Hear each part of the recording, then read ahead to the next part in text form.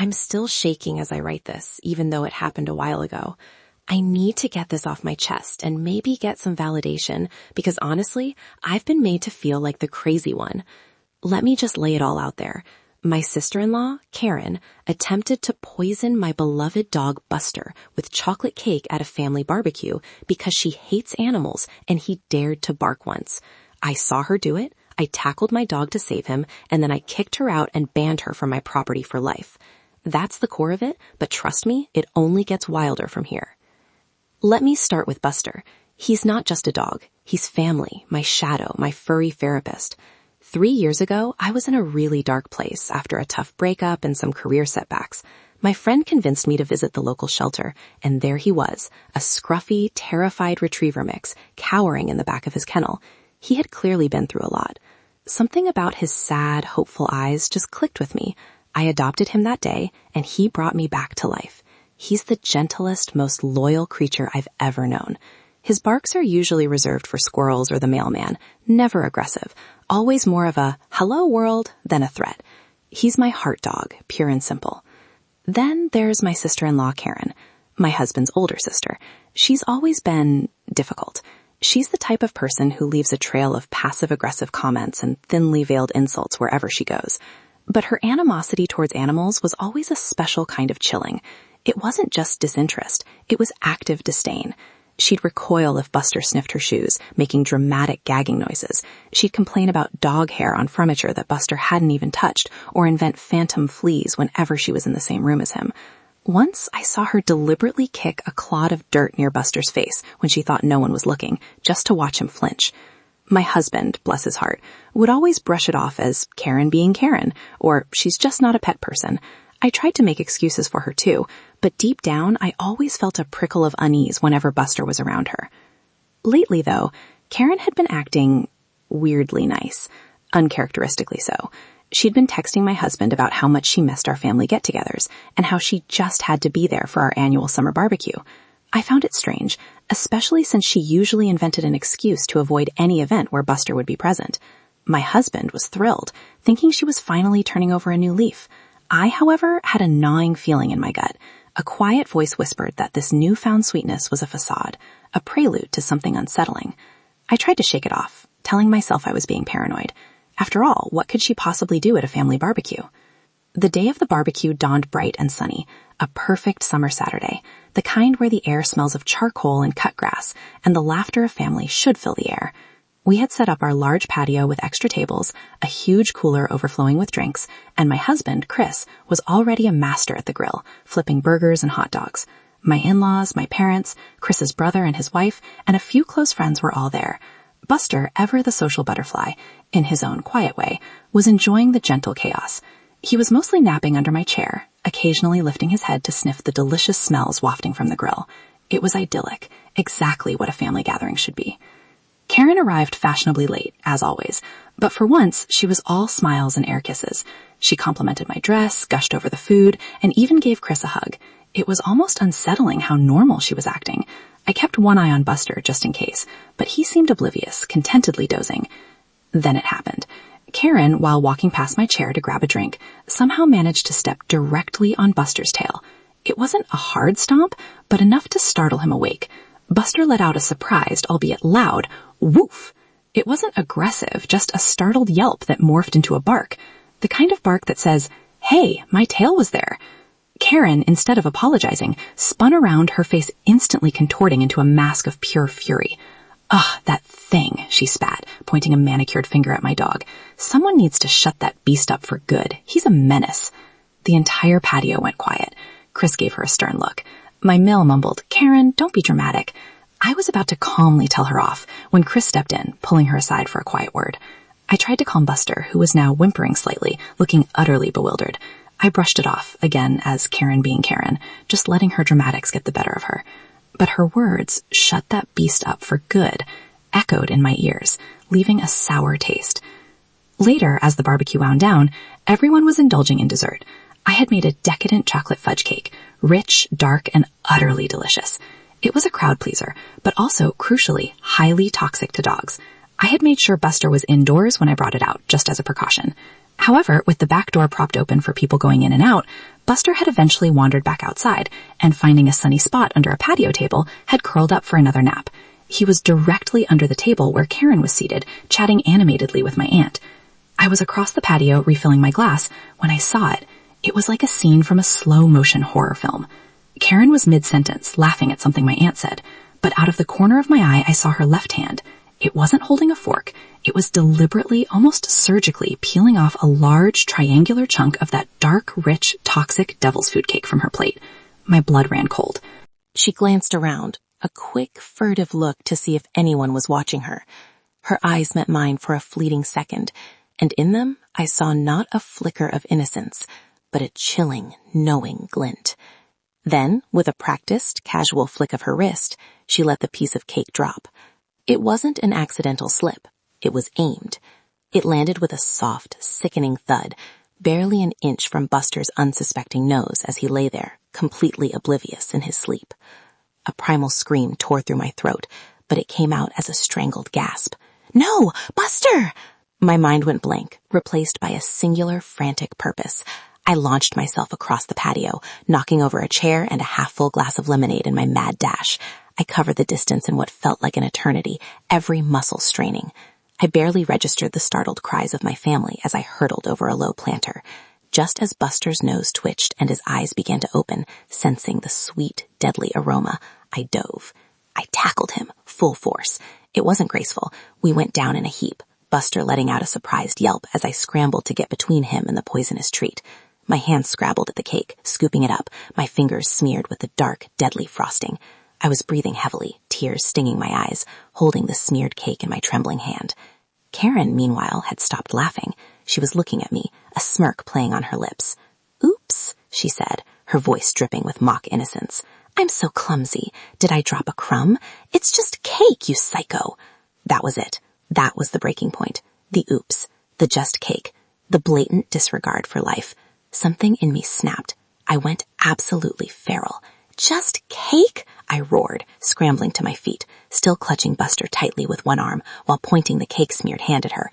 "This is chocolate cake, you sick bitch! You tried to poison my dog!" My voice cracked, raw with fury and terror. The entire patio was silent. My family stared, aghast. Chris rushed over, looking from my trembling form to Karen's smirking face. "What happened?" he demanded, his voice tight. "She dropped chocolate cake deliberately, right next to Buster's face while he was sleeping," I choked out, tears finally streaming down my face. "She tried to kill him." Karen rolled her eyes. "Oh, for heaven's sake, it was an accident. He probably would have just licked it. Nothing would happen." "Get out!" I shrieked, my voice reaching a pitch I didn't know it possessed. "Get off my property! You are banned for life! I never want to see your face again!" I was shaking so violently I could barely stand. Chris, his face pale with shock and dawning horror, looked at Karen. "Karen, is this true?" She just shrugged, an infuriating casual gesture. "She's overreacting, as usual. Her dog barks too much anyway." "That's it!" I screamed, feeling a surge of pure protective rage.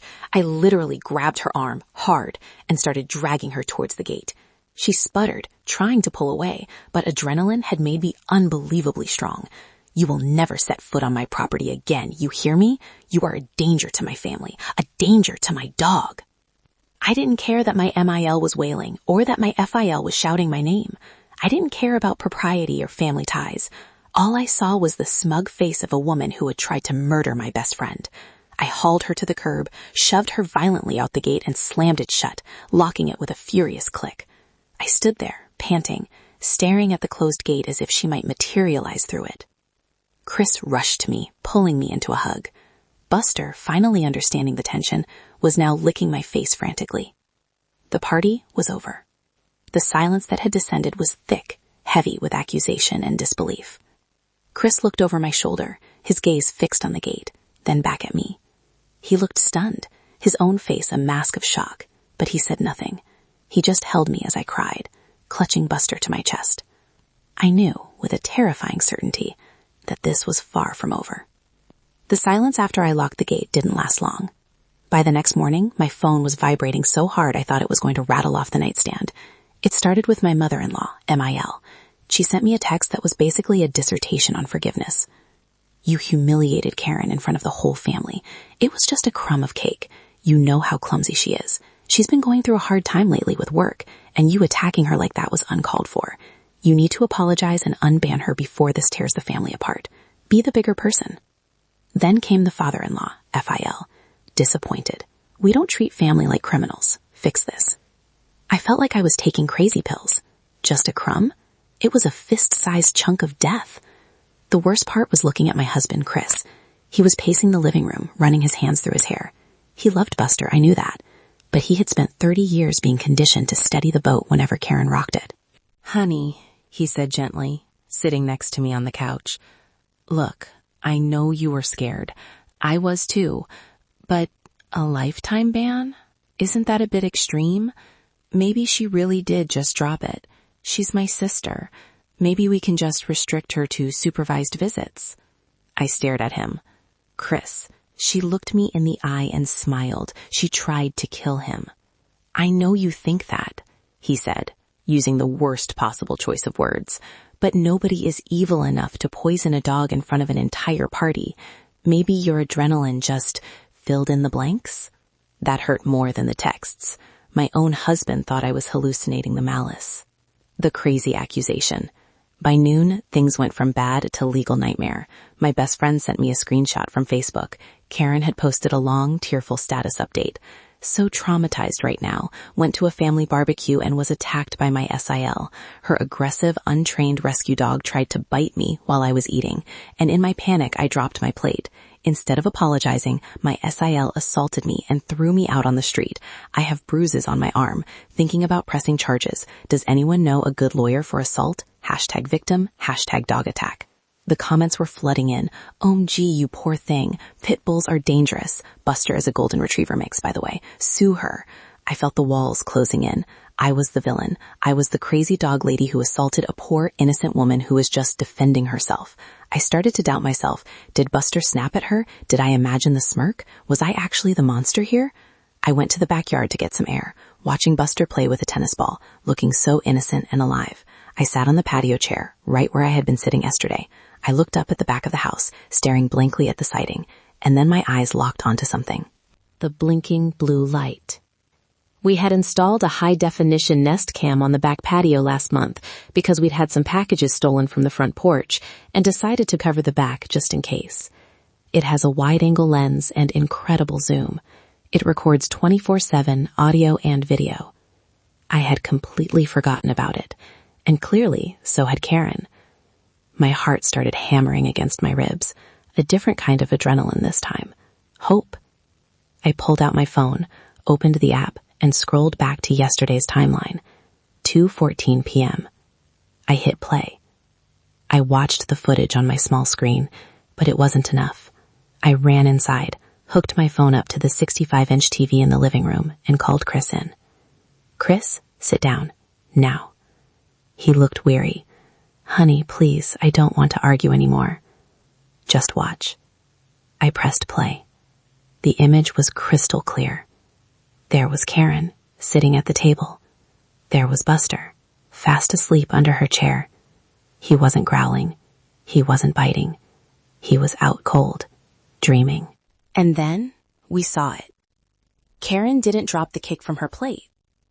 On the massive screen, we watched Karen look left, then right. She set her fork down.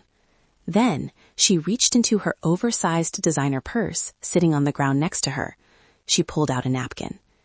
Inside the napkin was a separate piece of cake. She had brought ammo. She wasn't eating it. She had smuggled it in.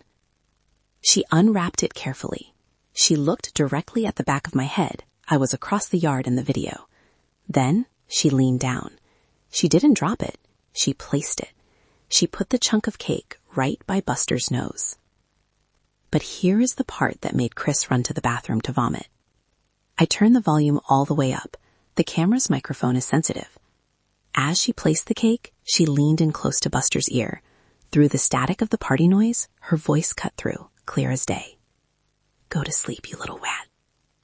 Then she sat back up, composed herself, and waited. The video continued. It showed me tackling the dog. It showed her smirking. It showed her mouthing oops. It showed her lying to Chris's face. I paused the video on her smiling face. The silence in the living room was heavy, but it felt different now. The tension between Chris and me evaporated, replaced by a shared cold horror. Chris walked back into the room, wiping his mouth. He looked pale, but his eyes were different. The wavering husband was gone. The keep the peace brother was dead. In his place was a man who had just realized his sister was a sociopath. He picked up his phone. "What are you doing?" I asked. "I'm texting Mom and Dad," he said, his voice terrifyingly calm. "And I'm sending them the video. And then I'm calling a lawyer." I grabbed his hand. "We have her, Chris. We really have her." "No," Chris said, staring at the frozen image of his sister on the TV. "We don't just have her. We're going to destroy her." But we underestimated Karen. We thought the video was the end of the war. We didn't realize that for someone like her, getting caught just means taking the gloves off. You think finding a video of your Syl whispering, "Go to sleep," to your dog is the climax of the horror movie? No, that was just the opening credits. Part 3 is where the genre shifts from family drama to psychological thriller. Chris didn't hesitate. He uploaded the clip, the clear shot of Karen pulling the cake from her purse, placing it, and the enhanced audio of her whispering to the family WhatsApp group. He added a simple caption: "This wasn't an accident. It was attempted murder. If anyone defends her after watching this, you are dead to us too." He also sent it to the group chat of friends who were at the barbecue, the ones who had been side-eyeing me for overreacting. The reaction was instantaneous. My mother-in-law called within 30 seconds. Chris put it on speaker. She wasn't crying, she was screaming, but not at Karen, at us. "Chris, take that down immediately. You are going to ruin her reputation. She clearly wasn't thinking straight. She's under so much stress." "She brought poison in her purse, Mom," Chris shouted back, his voice shaking with a rage I'd never heard before.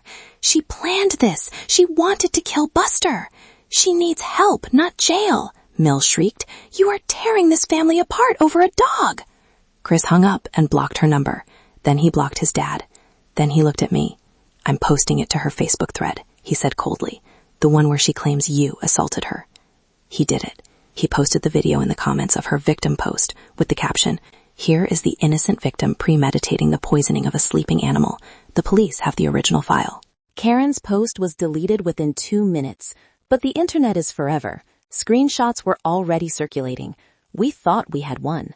We thought shame would make her retreat. We were wrong. You can't shame someone who has no conscience. The next morning, barely 12 hours after the video dropped, there was a loud, authoritative banging on our front door. I looked through the peephole. Uniforms. My heart stopped. Had she swatted us? I opened the door to find 2 animal control officers and a police deputy. They looked serious. "Ma'am, we received a report of a dangerous rabid animal at this address. The report states the dog has bitten a pregnant woman and is currently being kept in unsanitary conditions." My jaw dropped. "Oh, what? Who reported this?" "Anonymous tip," the officer said, hand resting near his belt. "We need to see the animal." I whistled. Buster trotted into the hallway, tail wagging, holding his favorite stuffed hedgehog. He looked about as dangerous as a marshmallow. The officers noticeably relaxed. "This is the rabid beast?" the deputy asked, raising an eyebrow. "Let me guess," I said, trembling with anger. "Did the report come from a woman named Karen?" I invited them in and showed them everything. Buster's vet records, impeccable. His living conditions, better than most humans. And then the pièce de résistance, the video. I watched the deputy's face go from professional stoicism to pure disgust as he watched Karen whisper to my dog. "Ma'am," the deputy said, his tone shifting completely.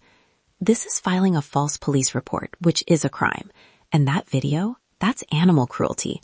We're going to document this visit as unfounded, but I suggest you get a restraining order today." They left, but the message was clear. Karen wasn't retreating. She was trying to have Buster seized and euthanized by the state before we could press charges. We spent the afternoon at the courthouse filing for an emergency protective order. When we got back home, dusk was settling. I felt drained. I just wanted to sleep. I walked out to the driveway to grab the mail I'd forgotten. That's when I saw my car. I screamed for Chris. My tires were slashed, all 4 of them. The rubber was shredded, but that wasn't the worst part. Scratched deep into the paint of my driver's side door, jagged and raw, was a single word. Beast. She had been here. While we were at the courthouse trying to protect ourselves from her, she had been in our driveway. We called the police again. They took photos, dusted for prints, none, she wore gloves, and added it to the file. But because the driveway camera angle was blocked by a tree, a blind spot we didn't know we had, we didn't have her face on tape for this specific crime. I was terrified. She was escalating. She was hunting us. Late that night, I was sitting on the floor with Buster, too afraid to let him out of my sight. My phone pinged. A Facebook message request from a woman named Sarah. We had no mutual friends. I almost deleted it, thinking it was another one of Karen's flying monkeys. But the preview text made my blood freeze. I saw the video of Karen and the cake. I used to be her roommate in college. You need to know the truth about why I moved out. I opened the message. It was a long wall of text. Hi, OP. You don't know me, but I used to be best friends with Karen years ago. I saw the video circulating. I need to tell you something before she hurts your dog. Karen used to volunteer at a shelter in our college town. Everyone thought she was a saint, but animals kept getting sick on her shifts. Puppies would suddenly crash with mysterious symptoms. Karen was always the one who found them. She was always the one crying the loudest, holding them while they died, getting sympathy from the staff and the vets. I read on, my stomach churning. She didn't get fired because they couldn't prove it, but I came home early one day and found her with my cat. She was holding a pillow over its face, just for a second.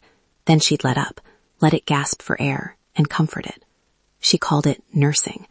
She has Munchausen by proxy, but with animals.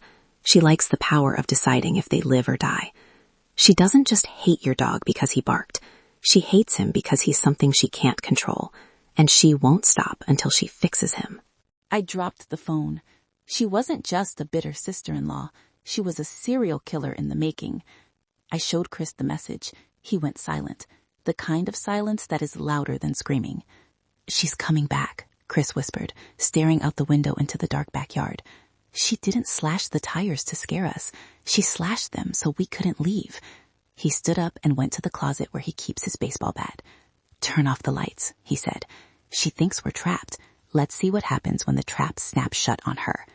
This is it, the finale. If you thought the chocolate cake was bad or the slashed tires were crazy, you are not prepared for how this ends. We didn't sleep that night. Part 3 ended with Chris holding a baseball bat and us sitting in the dark, trapped by our slashed tires. We knew she was coming back. The message from her ex-roommate about the Munchausen by proxy confirmed that Karen doesn't stop until she wins. We turned off every light in the house. We sat in the kitchen, watching the live feed from the backyard camera on an iPad. The silence in the house was suffocating. Buster was locked in our bedroom upstairs, safe. At 2:43 a.m., the motion sensor notification lit up the screen. My heart hammered against my ribs. On the grainy night vision screen, a figure dressed in a black hoodie emerged from the bushes near our back fence. It was her. She wasn't just throwing things over the fence this time. She was trying to unlatch the gate. Call them, Chris whispered. I dialed 911. Because of the previous report and the tire slashing, the dispatcher took it seriously. Officers are already in the area, she said. Stay inside. We watched on the screen as Karen gave up on the gate and did something that made me physically ill. She reached into her pocket and pulled out a handful of what looked like raw meatballs. She began tossing them over the fence, scattering them across the lawn where Buster usually plays. She was salting the earth. She was turning my backyard into a minefield. Chris couldn't wait for the police. He saw her trying to shimmy up the fence to get a better angle. He threw open the back door and flipped the floodlights on. Get away from the house, he roared, stepping out onto the patio with the bat. He didn't raise it to hit her, but he looked terrified. Karen froze on the fence, caught in the blinding white light like a raccoon. She dropped the remaining meatballs. For a second, she looked terrified, but then that familiar, twisted mask slipped back on. I'm just feeding the wildlife, Chris, she screamed back, manic energy in her voice. Why are you so paranoid? Police, get down! 2 beams of light cut through the darkness from the side of the house. The officers had come through the neighbor's yard. Karen shrieked as they pulled her off the fence. They cuffed her right there on the grass. As they patted her down, they found a plastic baggie in her hoodie pocket. It contained more meatballs. The officers bagged the ones on the lawn as evidence. Later, the lab report would confirm what we already knew. They were laced with antifreeze and crushed glass. She hadn't just come to kill the dog. She had come to make him suffer. As they dragged her to the cruiser, she was screaming. Not about the dog, but about me. She made me do it. She's trying to frame me. My brother is brainwashed. The next morning was a blur of statements and detectives, but the real bomb dropped around noon when Karen's husband, Dave, my BIL, showed up at our door. He looked like he hadn't slept in a week. His eyes were red and swollen. He wasn't there to defend her. I found this in the trunk of her car, he said, handing Chris a receipt. It was a receipt from a hardware store for rat poison, antifreeze, and a box cutter used for my tires. But that wasn't all. I talked to the police, Dave whispered, his voice breaking. They told me about the ex-roommate, the one whose cat died. Dave started sobbing. Our cat, Mittens, she died last year. Kidney failure, the vet said. It was so sudden. Karen was the one feeding her. He looked up at us, a broken man. She killed my cat, didn't she? She killed our family pet to get attention. Dave filed for divorce the next day. He also gave the police access to their home computer, where they found search history that would make your skin crawl, searches on undetectable poisons for dogs, and how long for antifreeze to work.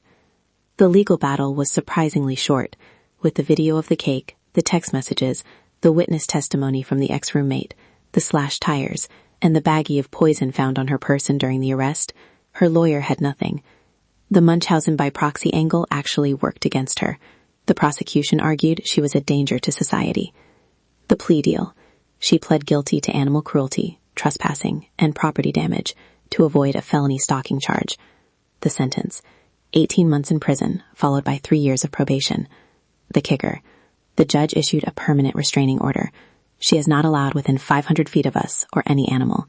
She is legally banned from owning, living with, or volunteering with pets for the rest of her life. My MIL and FIL tried to contact us one last time before the sentencing. They didn't apologize. They asked us to write a letter of leniency to the judge, because prison will destroy her. Chris sent them a photo of the meatballs laced with glass. He wrote, "If she had a child and I fed them glass, would you ask for leniency? Don't contact us again." We haven't spoken to them since. Dave, the ex-Bill, is in therapy. We still see him sometimes. He adopted an older cat recently, and he treats it like royalty. As for the hero of the story, Buster is currently snoring on my feet as I type this. We had to have the topsoil in the backyard replaced just to be safe, but he's happy. He has no idea that he was the target of a psychopath. To him, life is just treats, belly rubs, and naps. Sometimes I look at the security camera footage, not the one of the crime, but the live feed of our peaceful backyard. It chills me to think how close we came to losing him. If I hadn't seen that piece of cake fall, if I hadn't tackled him, he would be dead. So Reddit, that's the story. I lost my in-laws, my husband lost his sister, and we went through hell. But I look at my dog, alive and safe, and I know I'd do it all again. Hug your pets tight tonight, and if someone accidentally drops chocolate near them, believe your eyes, not their excuses.